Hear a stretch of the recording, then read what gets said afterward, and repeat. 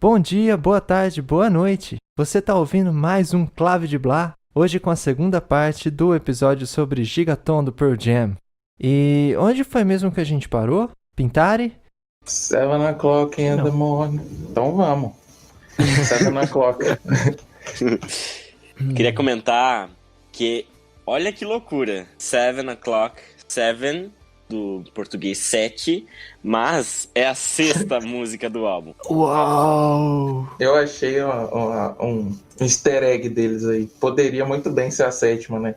Os caras não colocaram de propósito, parece. Obrigado, é aí que eu queria chegar. A 7 O'Clock é uma escrita também quase pela banda inteira. Na verdade, quem não participou foi o baterista, né, da composição dela. O Ed toca teclado nessa, assim como o Josh Evans, que é o produtor.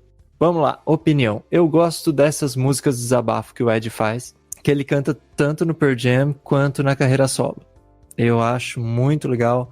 Eu acho que aí é que a interpretação dele bate melhor. Eu acho que ele é muito caprichoso na ideia de arranjo quando ele tem esse tipo de música que é texto e texto e texto e texto e texto. O jeito de encaixar ela eu acho interessante. E é isso aí. Depois eu tenho uma pergunta pra fazer, mas aí é lá na frente, quando for interpretar a letra. Se for sobre a receita da lasanha, eu posso passar já. 7 O'Clock, eu senti uma pegada meio Hannah Montana, tipo, não de forma pejorativa, né? Tem uma resolução e encaminhamento de frases. Calma, são como mais... você fala Hannah Montana de uma maneira não pejorativa? Eu não conheço. Oh, o quê? Essa frase não faz sentido, velho. Leque. É? Claro que não.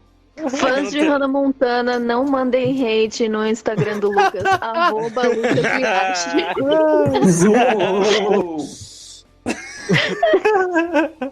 Aquele velho ditado, né? Party in the USA. Mas, Mas real, o que tem de Hannah Montana nessa olha música? só, tô eu confusa. senti uma...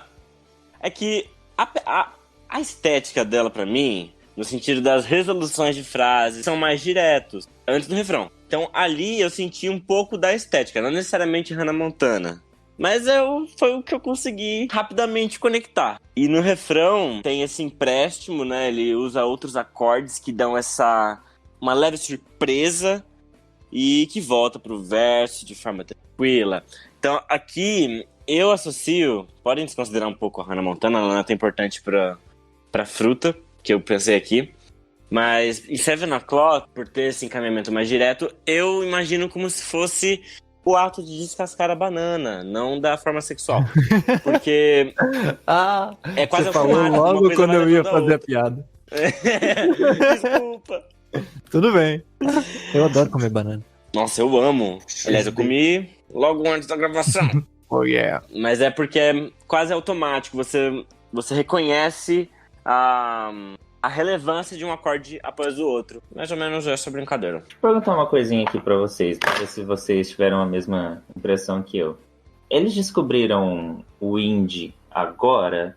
Porque assim, eu tava pesquisando sobre o álbum e eles meio que jogaram um hypezinho em cima de ser um pouquinho mais diferente dos trabalhos anteriores dele, ser uma coisa mais experimental, mas é tipo assim, é experimental pra eles, porque nada do que eu vejo nesse álbum é novo. Inclusive em 7 O'Clock eu anotei como que é a que eu menos gostei do álbum todo, porque não tem nada de inovador, parece que é só mais do mesmo e uns caras brincando com sintetizador. Eu concordo Só muito isso. com o Matheus, concordo muito. Tipo Porque- assim, é novo pra eles, mas pra, tipo assim, nossa, muita gente já fez que eles fizeram nesse álbum e fizeram melhor ainda, assim. Sim, porque parece que pra eles é só jogar sintetizador e reverb. Assim, né? eu acho, Eu não entendi. mas eu achei muito legal a tentativa, sabe? Ao mesmo tempo de eles pegar e usar e tentar fazer algo novo. Assim, explorar outros ambientes que eles não tinham explorado, sabe? Acho Eu válida acho essa que ideia. pra mim isso foi só eles fazendo um negócio no momento que fazia sentido pra eles e não enquanto aquilo tava tendo hype. Porque se eles tivessem feito na mesma época que saiu todas essas bandas indies que a gente conhece, não ia ter destaque nenhum pro que eles estão fazendo. E lógico que não é novo, mas às vezes pra eles, esse foi o momento de fazer. Então pra eles é um bagulho novo que eles resolveram tentar, porque agora fez sentido. Antes, pra eles não faria tanto sentido. Então, mas não é nenhuma crítica nessa tentativa mesmo, porque eu até acho legal, como eu falei. É mais tipo que, sei lá, não... Por isso que muitas coisas não me agradaram particularmente nesse álbum. Sim, porque eu já tinha ouvido já muita coisa. Timing, né? Eu já tinha ouvido muito daquilo já e coisas melhores, sabe? Sim, mas é que a minha crítica é em cima e baseado bastante do álbum, porque se fosse para fazer algo experimental, que fosse realmente diferente do que eles já estão habituados a fazer, a segunda parte do álbum parece que combina mais com isso, ou que é melhor trabalhado isso. Eu não sei, tiveram 7 anos aí, mas para mim parece que foi feito em 2 semanas. Pelo menos essa primeira parte do álbum. Aí eu já não sei, porque também tem uma questão de produção, porque produção é foda, mano. Eu acho que, tipo assim, um pouco do que o Lucas falou, de tipo, essa é uma música que tem bastante texto, né? Então eu acho que o foco dela é mais a letra, eu acho que cada banda, cada álbum, cada música tem algum foco maior, assim. Acho que esse seria mais a mensagem que ela tá passando do que eles não estavam preocupados, acho que nessa música, em fazer, nossa, vamos fazer um negócio que ninguém nunca viu. O cara queria passar a mensagem dele, mandou um groovizão lá e foi embora. Filho. Não, mas eu acho que total foi isso. Faz muito sentido, né? A parte da letra, assim. Mas eu falo mesmo do instrumental, eu acho, assim. Mas a parte da letra, tipo, faz muito sentido ele estar falando sobre isso nesse momento e tal, né? E fica de novo para eles que vocês estavam questionando com a questão dos sintetizadores e tal, é que eles nunca compuseram pensando nisso. A composição desse álbum é que é o processo novo.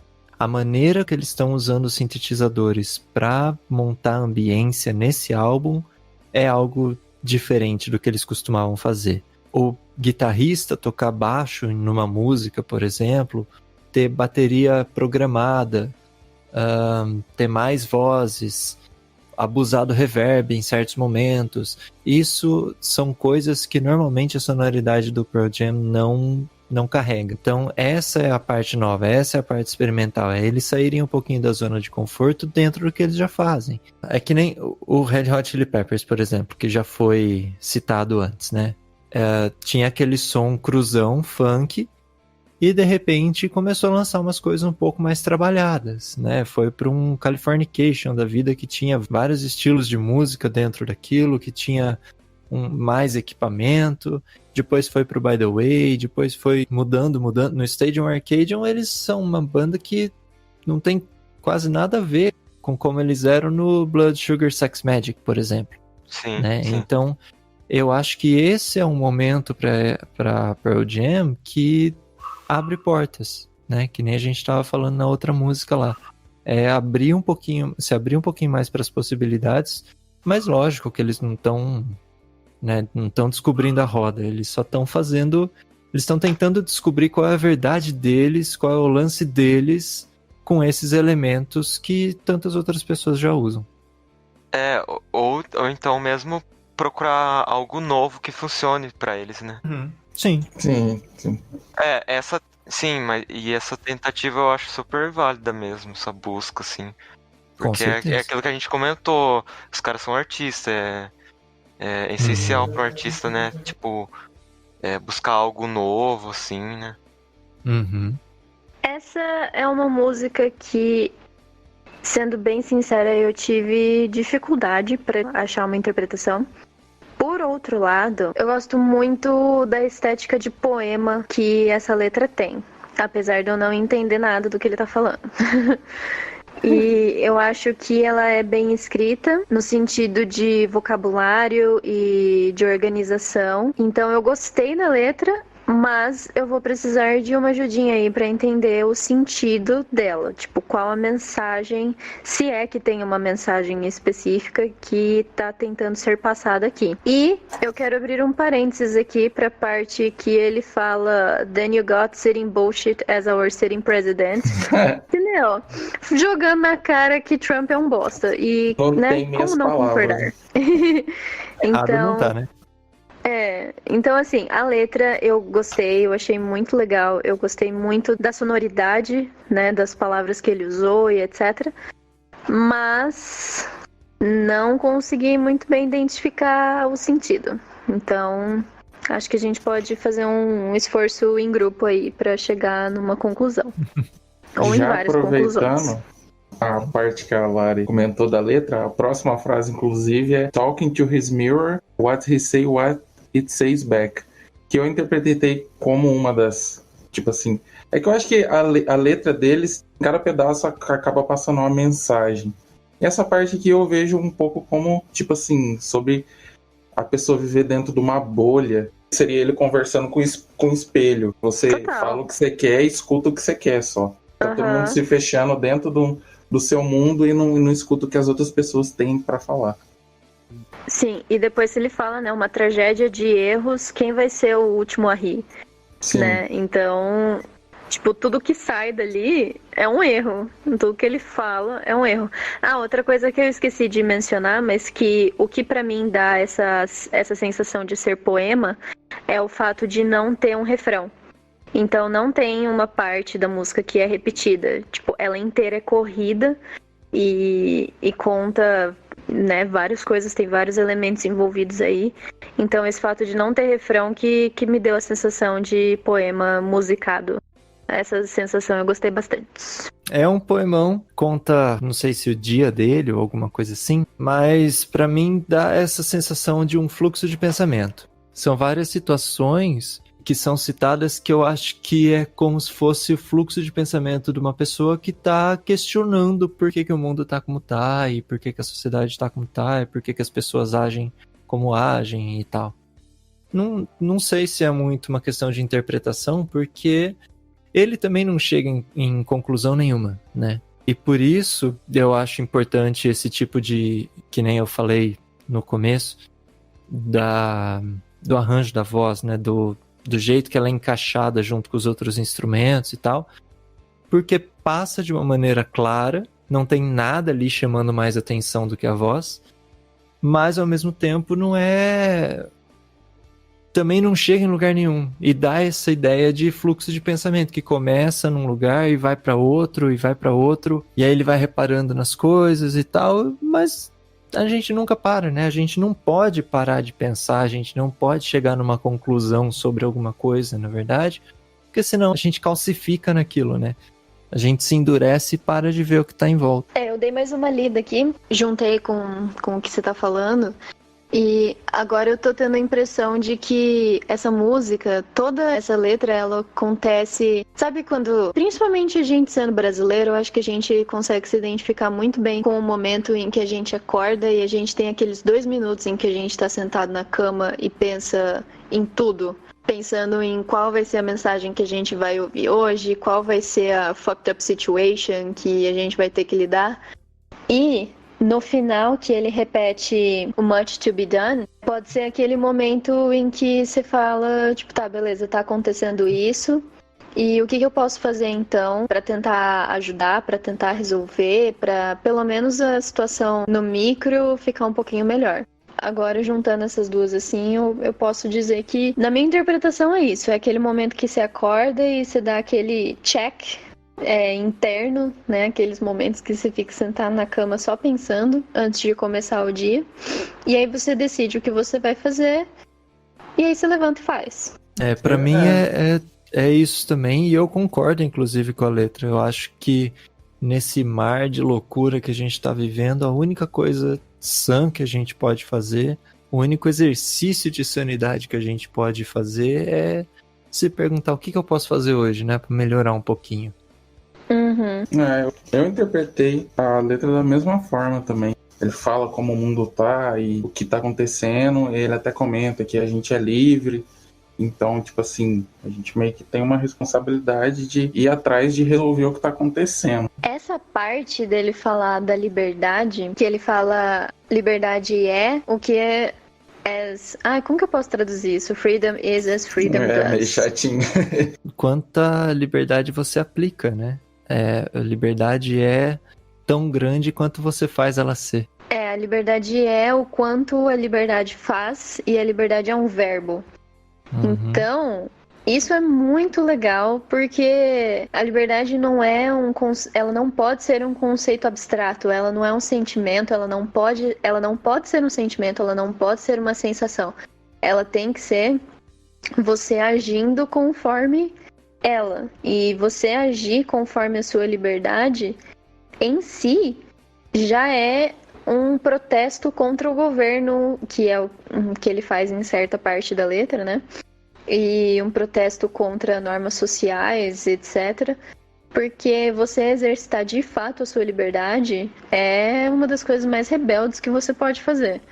Então, esse verso específico ficou marcadinho aqui no meu coração, porque eu achei genial. É que nem eu tava falando do verbo de 39, que o Brian May resumiu a música inteira e a sensação de passado, presente e futuro em um verso só. Pra mim, esse verso foi um que mais destacou, assim, na letra. Eu gostei muito dele. Liberdade é uma postura, né? Exato. Falou tudo.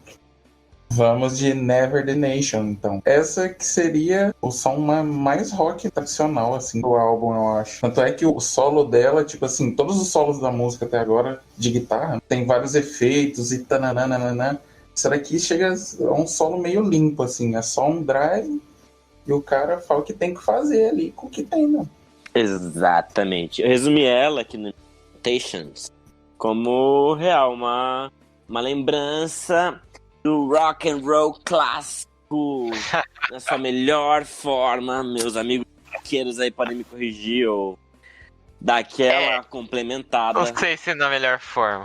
Eu já peço desculpas aí, pessoal da edição, depois, se quiser dar aquela Não. talentoda. Não, então, como as outras que eu não gostei, talvez foi algo pessoal, não sei, que não me agradou. Ai. De gosto Essa mesmo, eu também mas... não gostei, não. eu achei um riff muito chato, sei lá. Então, eu Pois é. também não gostei, não. Parece Ai. muito qualquer coisa que fizeram no final dos anos 2000. Eu penso no Pearl Jam, eu penso eles fazendo Even Flow, outras músicas os riffs tão legais. Essa eu achei bem... Então, eu só comentei aqui, ó. E não é nem a questão de, tipo, ficar comparando. Nossa, ele... O cara pegou a obra-prima da banda e tá comparando. Não Parabéns, quero que eles façam igual. Eu quero que eles façam diferente, mas tão bom quanto, sabe? Ou então, pelo sim. menos, que não seja... Eu achei meio chato o riff. Essa pra mim é a Oh, rock não. linguiça do álbum. Rock linguiça. Falou Nossa tudo lá. Categoria rock linguiça pra Vai gente. para- Essa vai pra categoria Eu achei rock muito chato linguiça. a música, desculpa. Embora eu goste do timbre do Ed, realmente, essa Você daqui tem que não... concordar que essa não é a melhor Essa obra, não é né? a melhor. Obrigada. Inclusive, a gente Sei lá. não tá ainda, mas eu acho que a próxima música, ela sim tem uns riffs de guitarra mais legal. Mas enfim, né? Não tamo nela ainda. Só pra finalizar, umas coisinhas que eu achei interessantes, apesar de não ter gostado muito, é que o comecinho, quando a melodia fica em duas notas, me lembra muito... Assim, a ideia de ter duas notas é o Tambatajá do Valdemar Henrique, compositor brasileiro que desenvolve peças folclóricas. E Tambatajá, no caso, é escrita com duas notas. Isso foi um ponto que, assim, legal. Eu fiz essa conexão meio de sensibilidade, então foi um ponto que, tudo bem, começou ok, mas aí depois não desenvolveu muito. Então, eu vou ter que dizer, é um não para mim. Isso. Ô, Gonçalo. Tambatajá, Me faz feliz. Será que Ed Vader estudou com a Heloísa? Ed Vader, desculpe. Ai, Darth Vader. Darth Foda-se. Vader? é esse Eu mesmo. também falo muito Eu assim acostumei também. muito a falar assim. Oh, shit. Quando eu comecei a falar, eu falava assim. Tá, então eu vou equilibrar a balança aí, praising essa obra. Porque, bom, Eu sou um cara inconformado com muitos dos problemas do mundo, sabe? Nasci assim, eu cresci assim, você Gabriela. sempre assim, Gabriela, né? Obrigado. Mesquita. Eu acho que se a gente tirasse 2 minutos, a gente como humanidade, assim, tirasse 2 minutos pra pensar profundamente, com foco, assim, sobre alguns pontos, a gente podia resolver 80% dos problemas de convivência que a gente tem na sociedade, né? Nossa, Mas isso é outro assunto. Luquita para presidente. Muito obrigado. 22 tá aí, mas eu ainda não estou candidato. Eu tô falando isso porque eu acho que essa música traduz exatamente como eu me sinto quando eu me dedico a fazer algo que eu acho que pode ajudar o mundo e aí o mundo vem e cospe na minha cara. Que é o que acontece, pelo menos o que aconteceu 80% da minha vida, assim. Né? A gente se mata para criar arte, para fazer música, para passar educação, para ajudar na conscientização sobre alguns pontos. A gente espalha informação para quem não tem acesso, a gente faz palestra, escreve livro, cria filme, faz debate público, sei lá. Tudo isso lendo, né, e vivendo e tendo contato com pessoas diferentes e tal, para a gente poder ser pessoas melhores e transformarmos a sociedade num lugar melhor. Então é muita bolha na mão, muita onda indo e vindo para nunca chegar ao destino, só a mais negação. Então a minha identificação com a letra dessa música foi muito grande e eu gosto do jeito que ela é cantada e eu gosto do jeito que ela é arranjada porque é uma catarse. Pra mim, assim, sair berrando essa música pelado na rua, entendeu? Tipo, por que o mundo é assim? Eu não me conformo!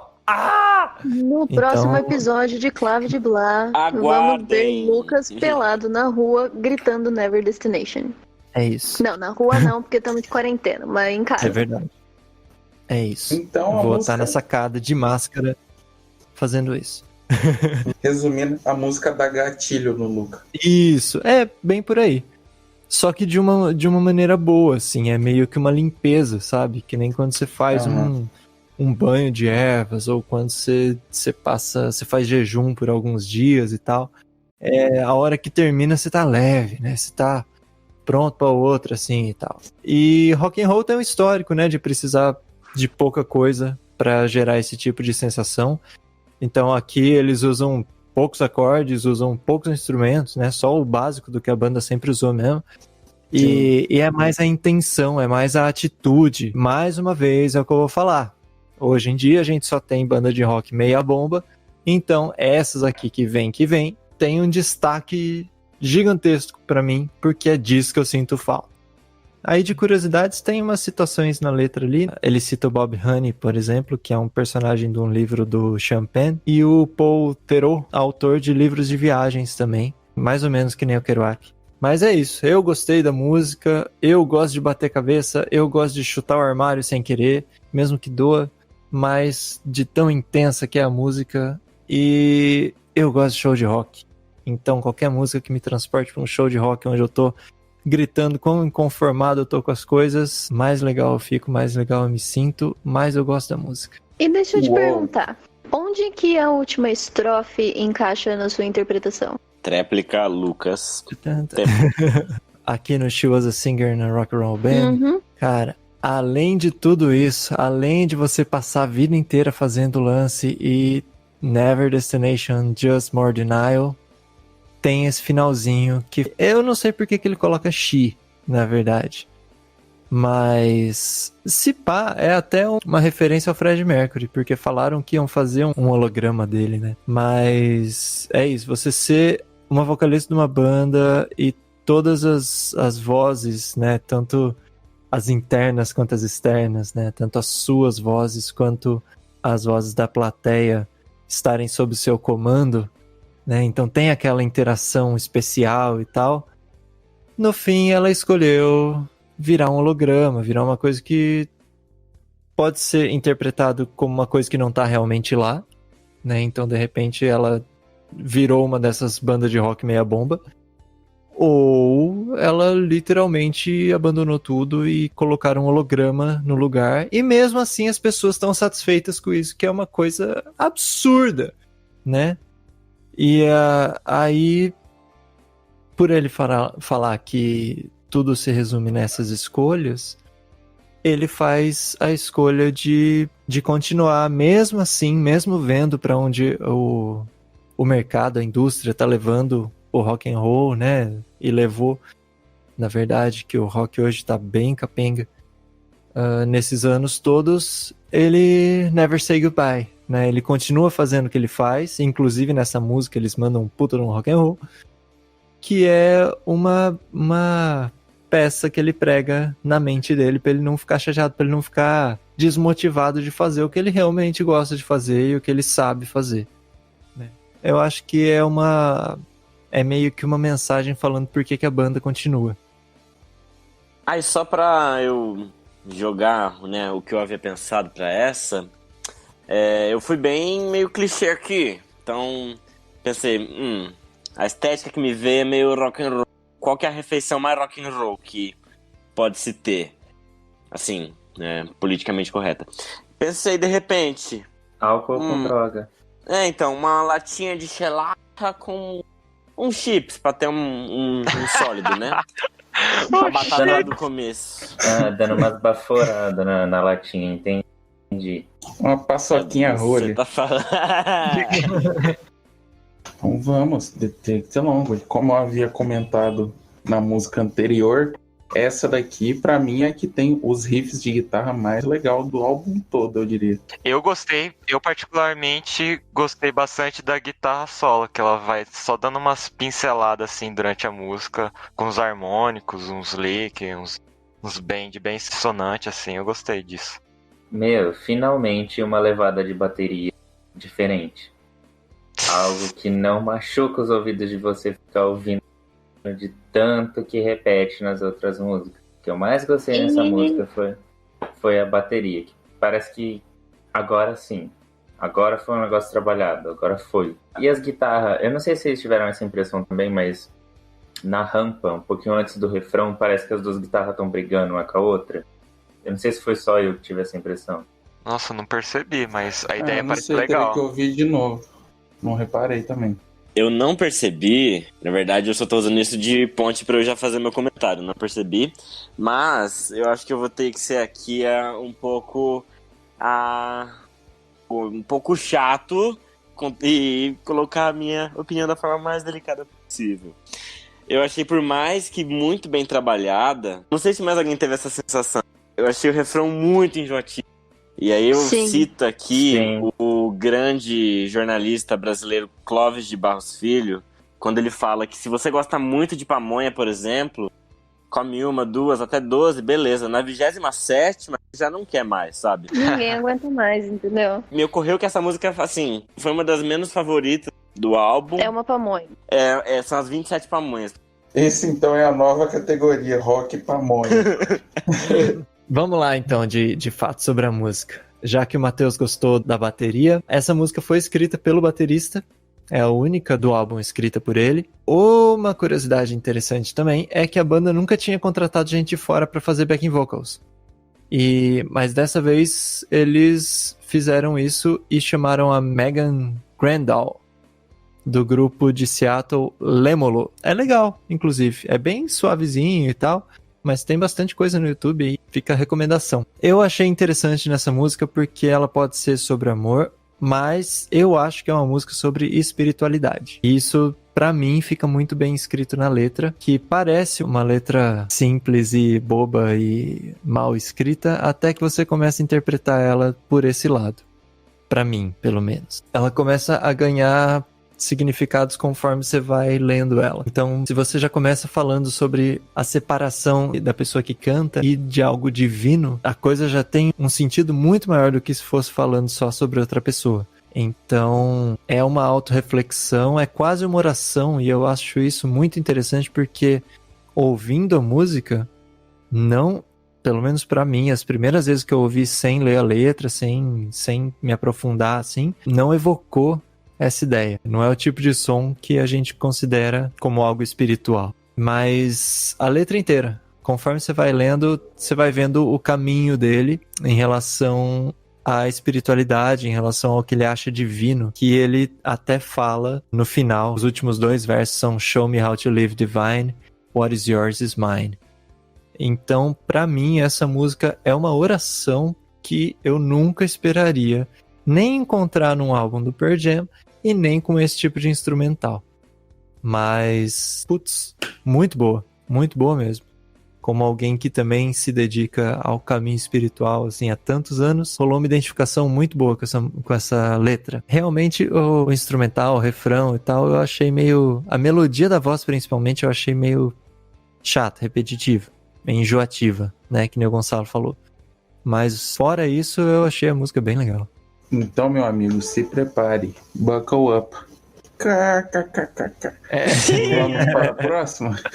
Vamos! Essa daqui é bem hipnóticazinha, eu diria, né? Nossa, acho que mais circular do que isso daqui não dá pra ficar, né? Essa música é cabulosa, assim. E ela tem uma sonoridade bem diferente das Sim. anteriores, né? Nossa, bem. Sim. Eu acho que é a mais fora, assim. Tem uma sonoridade, um tequinho de psicodelia. A melodia das vozes me passa a minha impressão de canção de ninar, assim, principalmente quando ele canta o Buckle Up, né? Buckle Up. Pra mim é muito musiquinha que você canta assim pra acalmar a criança. É uma Sim. sonoridade muito de algo doce, né? Sim. E ainda... Inclusive, a letra fala sobre isso, não? Sobre Sim. o quê? Sobre Então, algodão tô doce. sobre bala. É sobre um bebê, né? Tem bastante referências a nascimento e mãe e filho, né?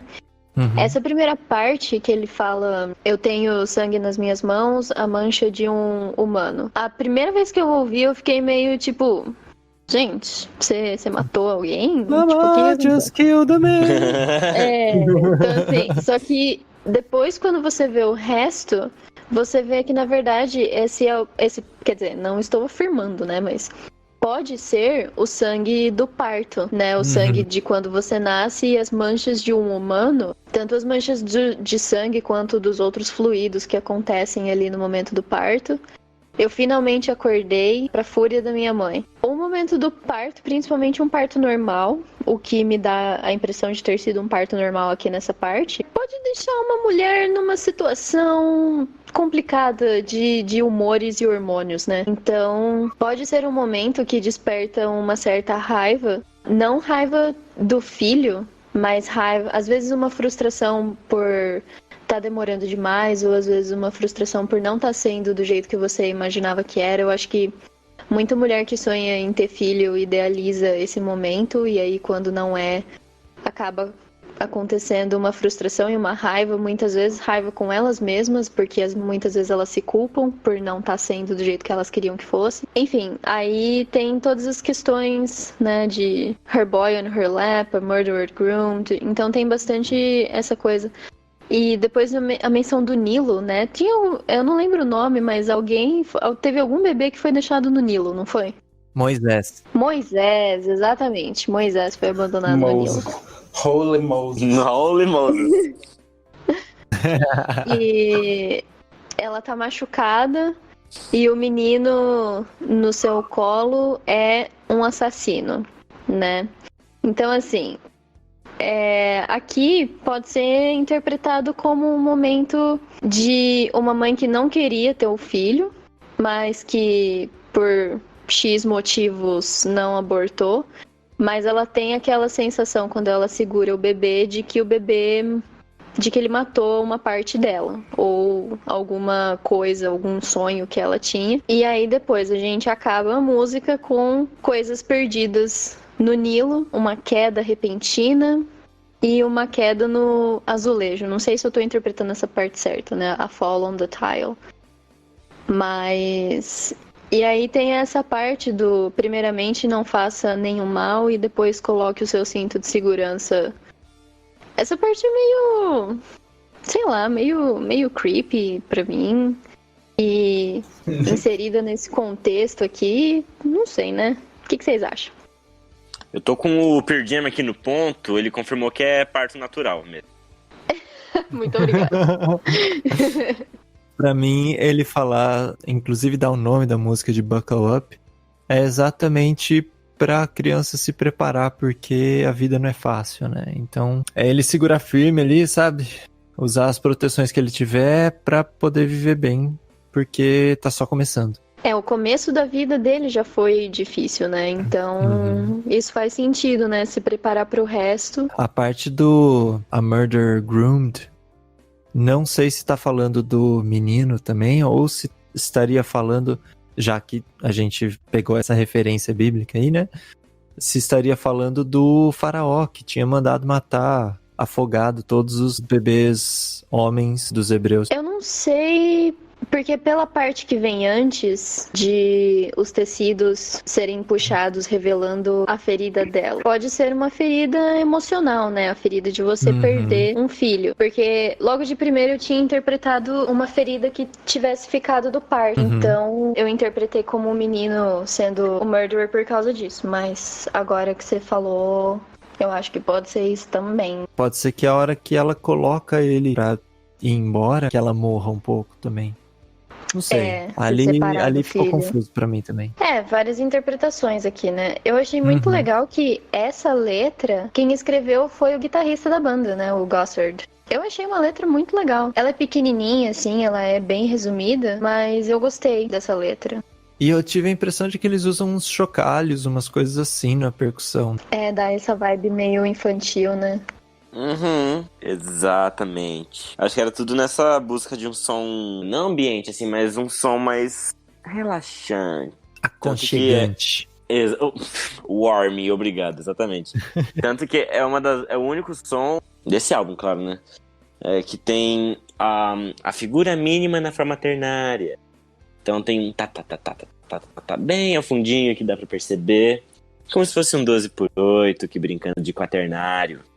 Então tem esse caráter mais, sei lá, acho que introspectivo, no sentido desse aconchego, e meio atmosfera, assim, realmente modal pra mim. E a cena que eu imaginei, esse é um de todos aqui que eu não usei alimentos. Poderia ser, né? Eu não experimentaria.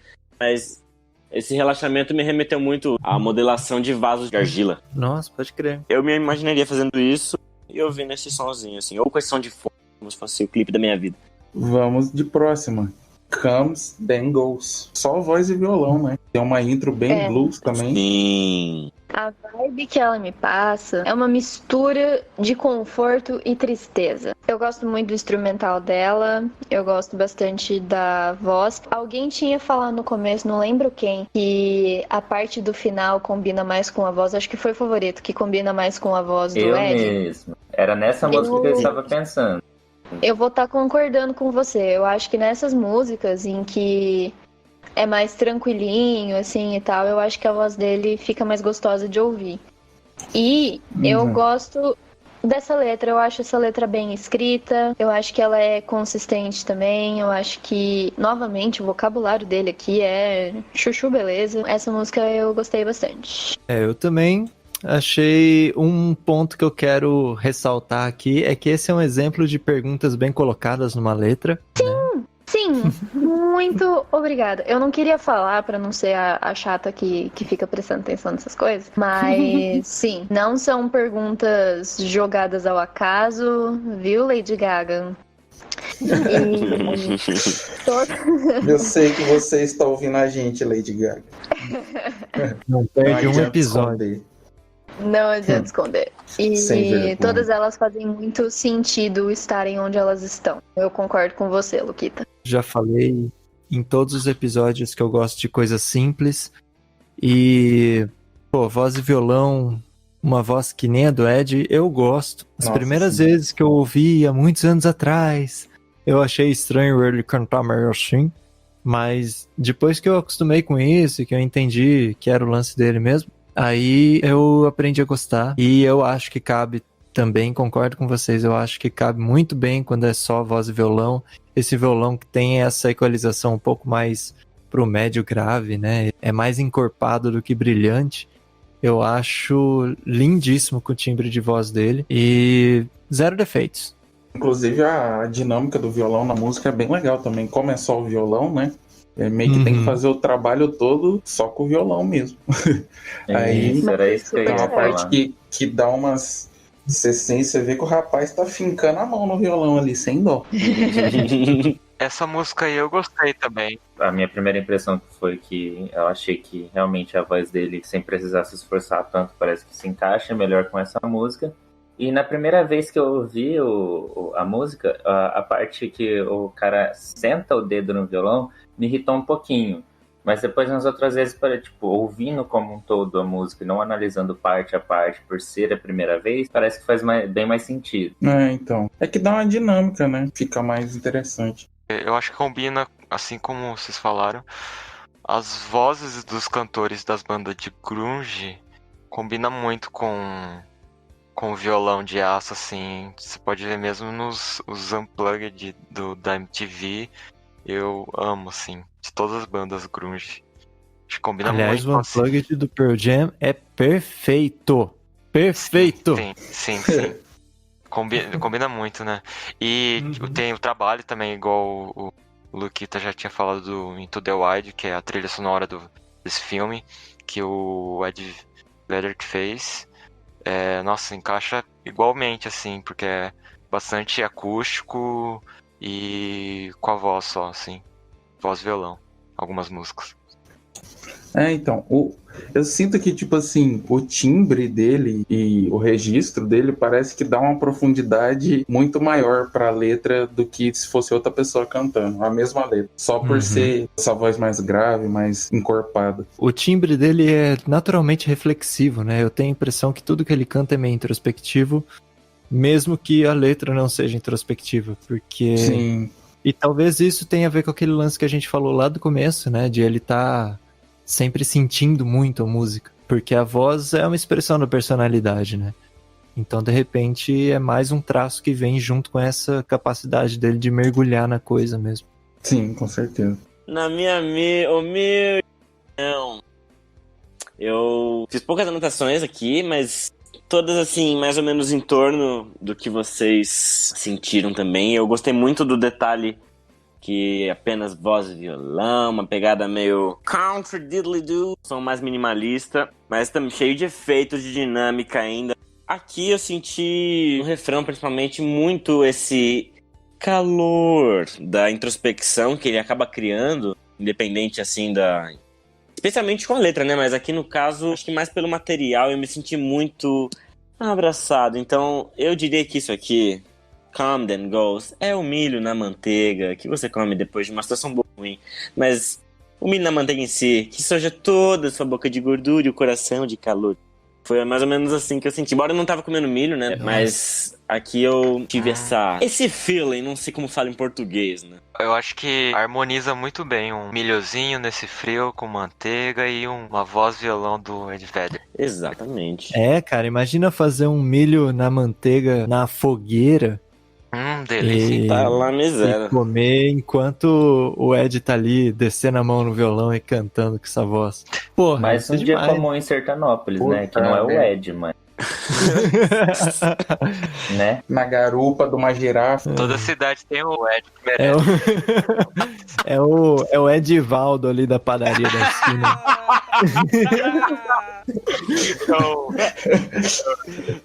Oh boy. Então vamos para a penúltima música. Retrograde. E vamos falar de astrologia. Total moda de viola. Nossa senhora. Nossa, eu verdade. sabia que essa, a Larissa e o Lucas ia ter coisa pra falar.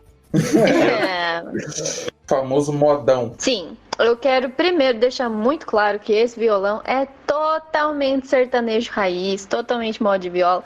E eu sei do que eu tô falando porque eu cresci ouvindo moda de viola. Dá pra notar que até meu sotaque mudou. E, tendo deixado isso muito claro, a temática dessa música é uma coisa que eu adoro. E eu achei que a letra fez jus à temática. Eu achei que ela podia ter se aprofundado um pouquinho mais nessa questão, né? Todo mundo que já sentiu os efeitos dos retrógrados aí consegue se identificar com esse lance de sentir que as estrelas se alinham pra falar que as coisas vão ficar melhores do que elas estão agora, sentir que a gente às vezes tá girando e não sai do lugar. Mas, apesar da letra ser simples, eu gostei dela.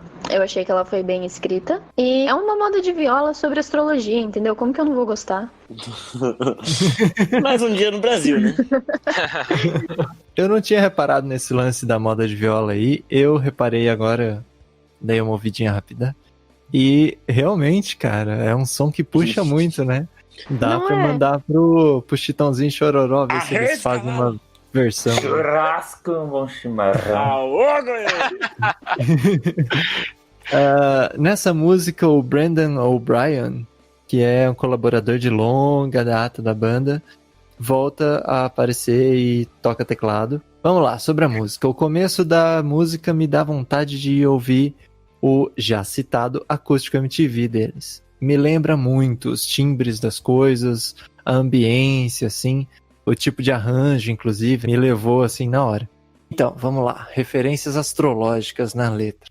Ele fala das estrelas se alinharem, né, e falarem, que nem a Lari falou, falarem que as coisas vão ficar melhores ou piores, né, ou as coisas mudando, né, então futures fading out e seas rising, né, então o futuro se desfazendo e o mar subindo e tal.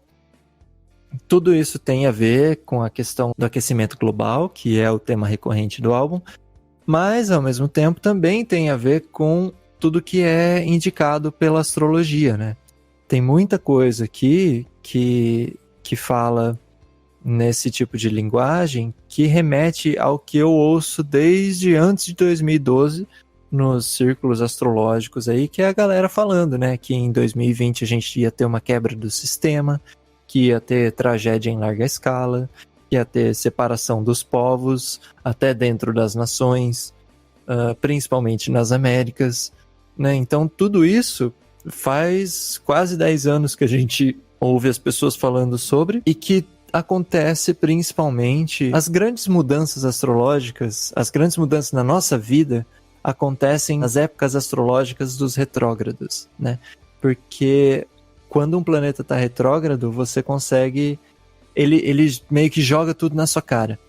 Então, que nem quando Mercúrio está retrógrado, né? Que todo ano fica, a gente tem um período ali que a comunicação é um pouco mais difícil, que a gente não tem tantos avanços tecnológicos, e que pessoas que têm coisas mal resolvidas com você acabam aparecendo, né? Seja gente que você deixou para trás, seja gente que está presente ainda. Então, nesse aspecto, eu acho que a letra realmente é simples, mas faz referências exatas, assim, como nisso, por exemplo, falando que tudo está mudando e que, mesmo tudo mudando, as coisas ainda estão alinhadas com as estrelas, né, com os planetas, com o cosmos em si, e que se a gente ouvisse, talvez, essas informações que vêm, nosso momentum, né, que nem ele fala aqui, e as nossas mudanças, né, seriam algo mais suave, mais fáceis de fazer. Tanto que no final, ele termina a música falando hear the sound, hear the sound, hear the sound, que pode ser, e eu acho que é, pelo tanto de outras coisas que ele fala aqui, né, que nem ele fala muito de raising, ele fala muito de going around, ele fala muito de equal e opposite, né, que são termos que normalmente se usa na astrologia, né. Então esse Hear the Sound deve ser também uma referência à música das esferas, que é um conceito esotérico grego sobre a harmonia universal, o jeito que tudo trabalha junto. E como a gente aqui embaixo, sendo essa poeirinha cósmica que a gente é, uma consciência limitada, a gente poderia fazer um esforço melhor se a gente percebesse como a natureza, como o cosmos, como tudo está funcionando, e fazer um esforço para entrar nessa sintonia também, nessa harmonia com todo o resto. Eu acho uma música muito simples, mas que remete a uma coisa muito grande. Então é como se fosse aquela passagem estreita para você entrar num salão. Uou, É isso aí. Arrepiou! deitou. Meu Deus. Tô palestrinha hoje. Mas tá arrasando. Essa música foi o quarto single do CD. E continuando na militância ambiental que tá rolando nesse CD, a Greta Thunberg aparece no clipe dessa música. Ela aparece no final como se ela fosse uma clarividente que faz referência, né, às coisas que ela fala hoje em dia.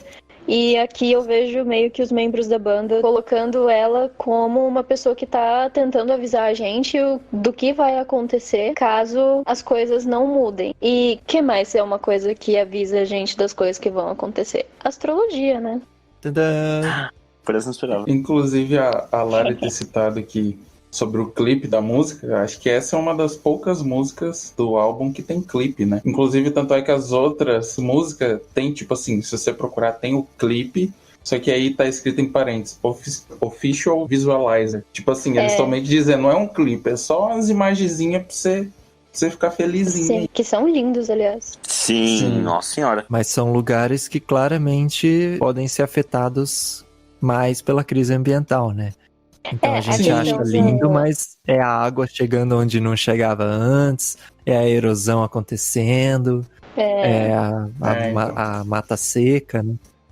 Os caras fazem tudo na medida, né? Grandes partes dos visualizers são, inclusive, de lugares com muito gelo, né? Então, pra mim, faz uma ligação direta com o título do álbum, né? Que é o que os cientistas estão usando pra medir o desenho. Inclusive, já falando dessa parte dos clipes, um pequeno easter eggzinho da banda aí. Eles não gostam de fazer clipes pras músicas, né? Eu não sei se algum de vocês chegou nessa informação, mas tanto é que se você procurar clipe de algumas músicas que você acha super famosas dele, não existe clipe de Black. É umas coisas que você fala, nossa, não faz sentido nenhum. Né? Tanto é que na época que a banda tava estourando, ter clipe era uma das coisas que fazia mais ter alcance a música, né? E eles não queriam fazer MTV, mesmo assim. né? Sim, e só contextualizando também, tem o Ed e os outros membros da banda falam que é por causa que eles não querem associar a imagem, um vídeo com a música. Eles querem deixar a imaginação da pessoa trabalhar com a letra e criar o clipe dela na cabeça, né? Vamos dizer assim. Por causa dessa relutância que eles têm em fazer clipes, a gente acaba tendo uns clipes também muito legais, né? Tipo o do The Evolution, por exemplo, que tocou 1.500 vezes na MTV e que levou o CD nas costas praticamente, né, quando lançou, que é uma animação, e que é uma animação muito legal, feita por artistas muito legais, que tem um conjunto de obras muito interessantes e tal. Então, quando eles fazem clipe, vale a pena checar, porque sempre tem, além dos easter eggs, né, que nem nessa primeira cena do Retrograde, que é o cara chegando no estacionamento ali, tem uma loja do lado da outra, e a primeira é Vitality, a segunda é Ten, são todos nomes dos álbuns deles, e aí ele acaba entrando na última partinha ali, que é o Psychic Reader, né, que é a única que não é, e é isso aí, é um easter egg legal também, e vale a pena conferir os outros vídeos dessa banda. Os caras não faz clipe, mas quando faz é porque você sabe que tem alguma coisa que eles queriam pôr ali pra tá fazendo. É. Que nem os álbuns em geral, na verdade, né? O que eu falei no começo, que eles escrevem quando eles têm o que falar. Eu devo dizer que não fiquei nem um pouco hipnotizado, cara. Isso aqui você corta, tá? É mentira. Eu senti muito uma hipnose consciente. Claro, eu consegui localizar nela, mas chega um certo ponto que você só para de ouvir conscientemente, embora tem consciência disso. Não sei se deu pra pegar. Mas esse sentimento meio confuso que eu tenho com ela, mas num bom sentido. Eu achei muito, muito agradável. Tem esse baixo meio caminhado, baixistas de plantão aí podem estar confirmando. Eu senti que ele é menos cromático que no primeiro som, mas eu gosto muito de um baixo encaminhado. A pegada um pouquinho mais tranquila. Juntando esse conforto que eu senti com essa hipnose, eu imaginei aqui, e se não me engano, o visualizer dessa, mais ou menos dá essa sensação bem, é de você estar... Claro, a comida, né? A parte que eu pensei. Tomando bebidas calientes, enquanto olha para um aquário cheio de peixes. Eu senti essa coisa meio underwater, sabe? Quem tem aquário em casa, aqui não é o caso, não penso em ter, mas eu acho muito, muito bonito o conceito de aquário. Não com os animais, né? A ideia de aquário enquanto paisagem. E você ficar hipnotizado com esse mundo embaixo d'água. Foi mais ou menos essa viagem que eu senti ouvindo Retrograde. Fora que aquário é um signo também, né? Motherfucker! E quantas letras tem Aquário, né? Então, Pois é. fica aí. É aquele ditado, né? Não é uma reflexão, é uma pergunta, não sei real. É uma música que o Gonçalinho exaltou o baixo, mas é a primeira que as pessoas exaltam o baixo que não foi o baixista que escreveu, né? Essa é do McCready, que é o guitarrista solo da banda. Oh, tinha que ser o McCready. Eu gostaria de fazer um último complemento aqui também, que, como eu havia dito lá, acho que na terceira música, essa daqui também tem aquela coisa do Pearl Jam que eu falei do final, que vira uma ambientação e começa, tipo, cria uma atmosfera, e você vai sendo levado, e ele vai repetindo Hear the Sound, e você fica, nossa senhora, onde é que eu tô? Sensação de, sei lá, tá flutuando no espaço, alguma coisa assim. Eu acho muito legal isso deles. Então, River Cross, a última. A saideira. Cross. Quem se habilita? Eu começo. Eu queria dizer que essa música parece que foi tirada da trilha sonora do Into the Wild. Tipo, a letra, assim, parece que condiz muito que algumas passagens que o personagem do filme passa, sabe? Alguns trechos também deixam claro que, assim como a música anterior, é sobre descontentamento com os líderes mundiais e a busca de lucro a qualquer preço, né? Aquele lance meio capitalista. Adorei. No começo, já faço aqui um convite aos nossos amigos mexicanos, todos os ouvintes do Clave de Blá. A primeira frase, eu, sem ouvir com a letra, né? Tô com o inglês meio enferrujado. Eu ouvi Yo estoy across the river. Como não é, né? Mas eu senti, assim, nossa, essa música vai ser uma pegada meio bilingual, né? De repente é um Pray for Amazônia, América Latina, mas me enganei. Mas aqui o que eu acho? Tem texturas muito diferentes, ele tem essa ambiência meio estática, né? De manter por alguns tempos a mesma... Nem os mesmos acordes que acontecem, mas às vezes a mesma ação que acordes diferentes podem compartilhar. Feeling do andamento, como ele é estático, quando tem mais movimento, a sensação ela é mais perceptível. Então é como se fosse... Esse é o combustível da música pra mim. É o fato dela trabalhar com as texturas que ela mesma tem. E pensando nisso, o alimento que eu pensei, e como tem essa coisa bem orgânica dela, do álbum no geral, de colocar a natureza em pedestal e todas as questões que a gente tem com ela, eu senti que é o ato de fazer um purezinho de maçã, né? São várias texturas diferentes, pode tomar o suco, pode comer a maçã. Mas fazer esse purê para um animal, um filhote de animal silvestre comer. Sabe, aqueles que você vê em filme, que às vezes é resgatado, tipo o filme do Pica-Pau live action. Mas enfim, essa é a ideia. Tem esse envolvimento com a natureza e essa textura que vai variando. Eu acho que foi um jeito legal de fechar o álbum, porque dá esse link com a ideia dele, até mesmo com o título, né? Realmente com o título. Mas eu acho que passa bem a mensagem. Embora também não é uma das que mais gostei, eu acho que foi um bom... Eu acho que pelo instrumental ser uma coisa quase estática, que nem você falou, eu achei monótono pra caramba. Eu não ligo pra nada dessa música. Eu acho que... Eu acho que eu tenho uma ideia muito errada sobre qual música deveria terminar um álbum, sabe? Que tipo de música, assim. Porque todos os álbuns que a gente fez até agora, eu tenho algum problema, ou pelo menos com a maior parte deles, eu tenho algum problema com a última música, né? Do Michael Jackson foi assim, da Gaga foi assim, todo mundo foi Rock assim. and Roll Madonna. Como seria uma música que você acha que deve terminar um álbum? Cara, depende da ideia do álbum. Que nem essa aqui, eu acho... Nesse álbum, qual música você acha que encaixa?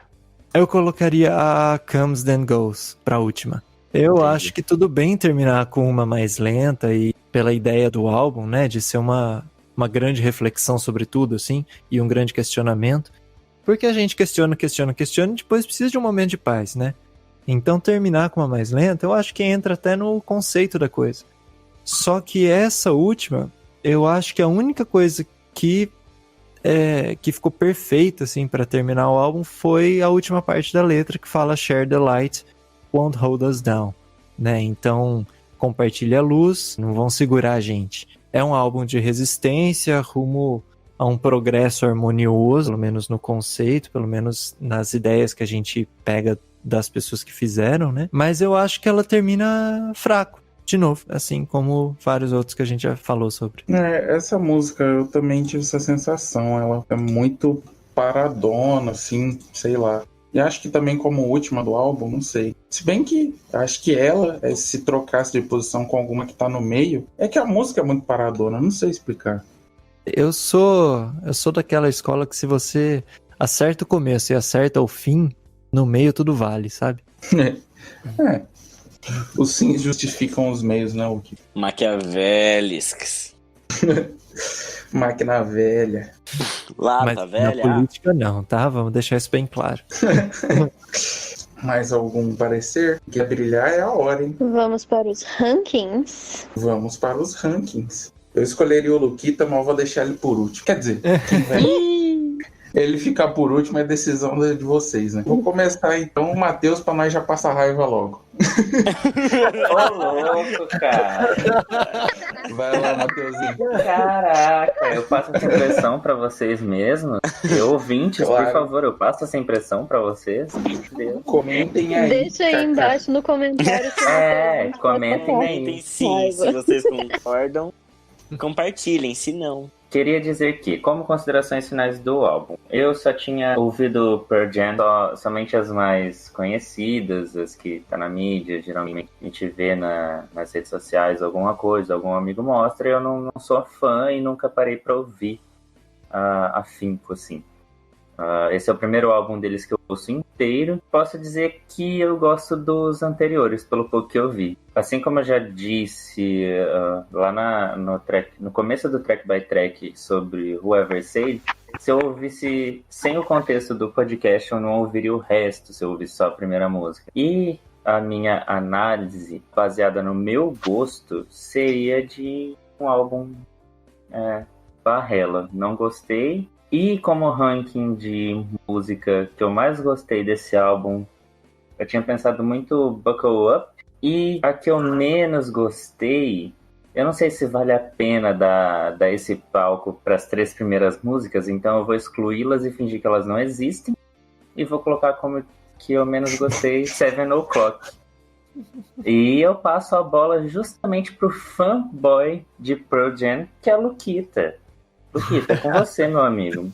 O host falou que queria deixar por último e Matheus não Eu tô tá nem entendendo. aí. Joga na cara. É isso aí. Beleza. Que desrespeito. Agora Foi chegou a hora gravado, de hein? passar Foi pano, gravado. né? Puta que o pariu. Vamos lá. Papo de fanboy, então. Não, mentira. Eu não sou fanboy. Eu só gosto de coisas que são bem feitas. Nesse álbum, é o pronto. seguinte. Se eu não prestar atenção nele, assim como foi nas primeiras 2 vezes que eu ouvi, todas as músicas são meio parecidas. Eu acho o ritmo delas meio parecido. Deve ter alguma coisa a ver com o BPM, eu não cheguei a confirmar isso, né, com as batidas por minuto. Mas achei o álbum interessante, não é algo que eu vá colocar pra curtir. Eu tenho uma playlist ali de Pearl Jam com umas músicas favoritas e tal. E tem algumas desse álbum que vão entrar lá. Mas não é um álbum inteiro que eu vou colocar pra curtir, assim, e passar um dia legal, né? Porque tem alguns sons muito pesados, muito confusos e que evocam certos sentimentos que eu prefiro não ter no dia a dia, como muita raiva e inconformidade com certas coisas.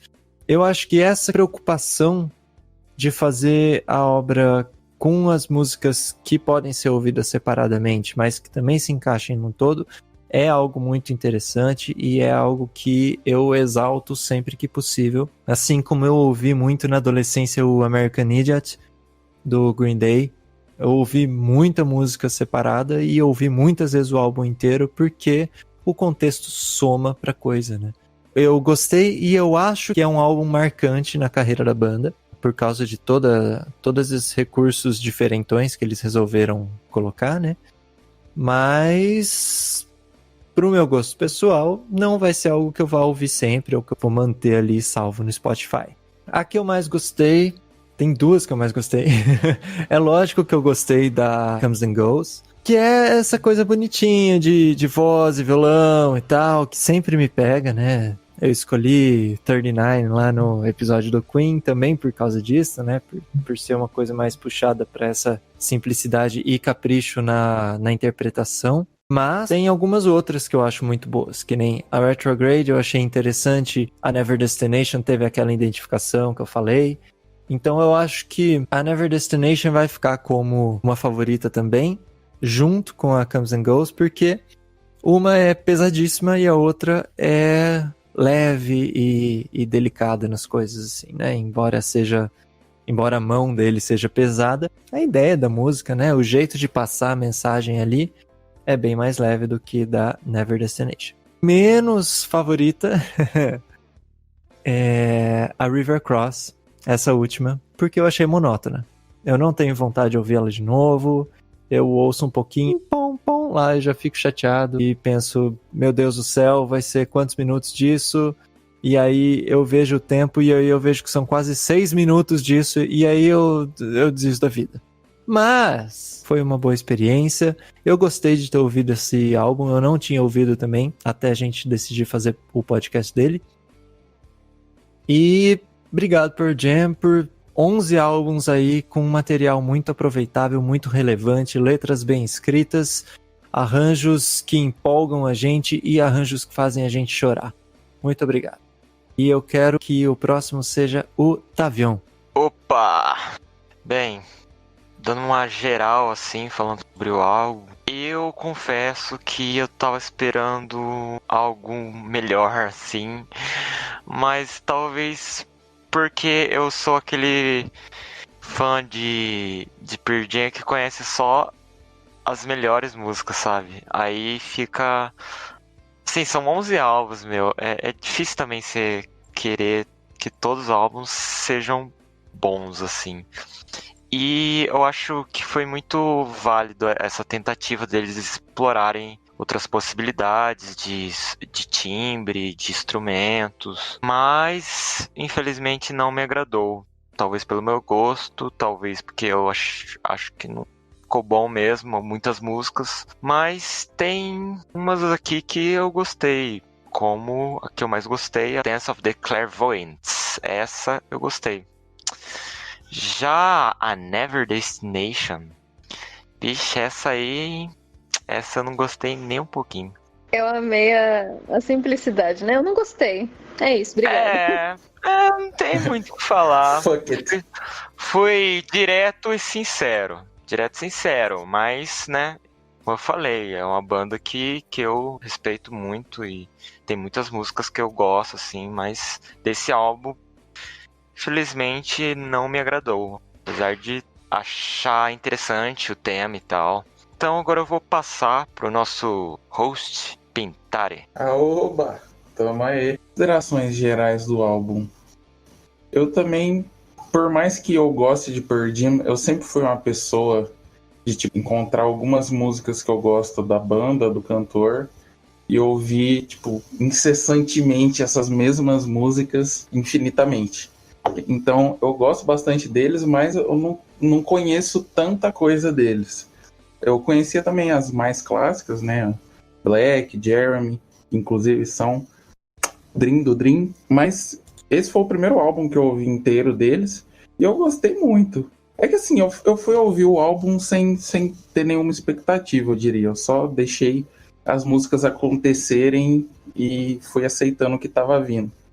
Então, ele como um todo, eu achei um álbum bom. Eu gostei bastante. Gosto muito da voz do Ed, então quase qualquer coisa que tá ele cantando eu acho que tá bom, então pode ser um dos motivos também. E como ranking, eu colocaria também Dance of the Clairvoyants como primeiro, com menções honrosas para Super Blood Wolfman e qualquer outra, Quickscape, que é uma pegada mais legal também. E como a menos legal, eu vou com o Luquita, de River Cross também, pelo mesmo motivo, de ser uma música mais parada. Timezinho, né?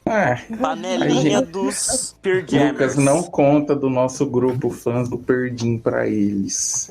Não vou contar. Até porque só tem 2 membros, eu quero manter assim.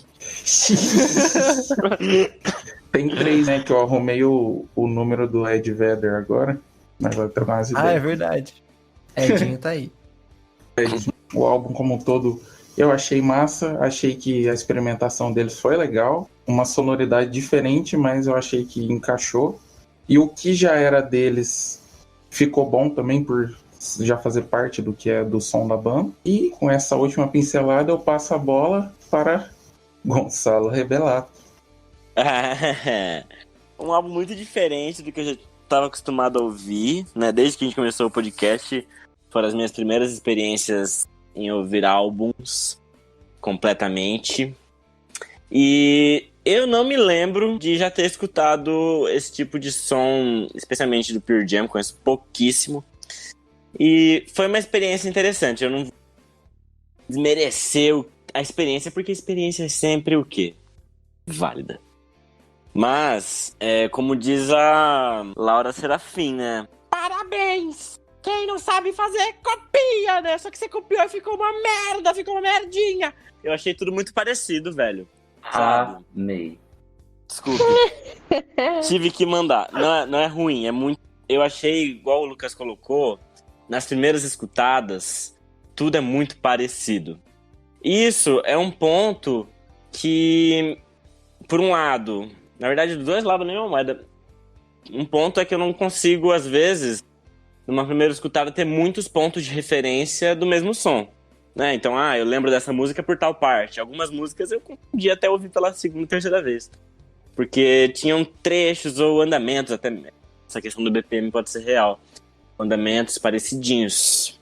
Mas é um trabalho válido, entendeu? Sem dúvida. E de favorites e less favorite, eu acho que minha favorita é Dance of the Clairvoyant e Alright, minhas duas favoritas, assim, que eu provavelmente ouviria, mas simplesmente, eu provavelmente ouviria novamente.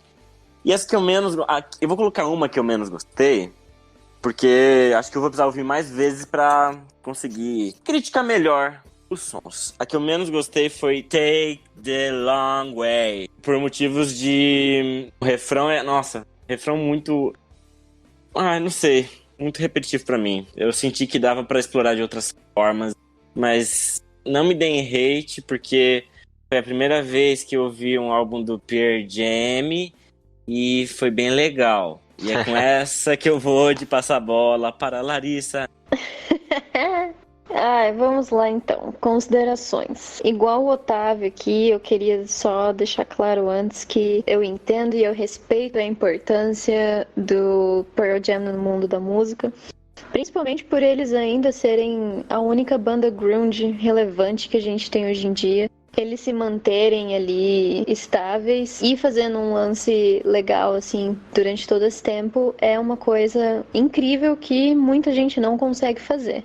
Eu queria elogiar bastante os instrumentais, foi a minha parte favorita, assim. Eu gosto muito que eles são muito bem detalhados e eles criam a ambiência muito bem, né? A gente tinha falado sobre esse lance do mental bater com a letra, no clima que tá fazendo tudo que eu falei que o Queen eu acho que fazia muito bem.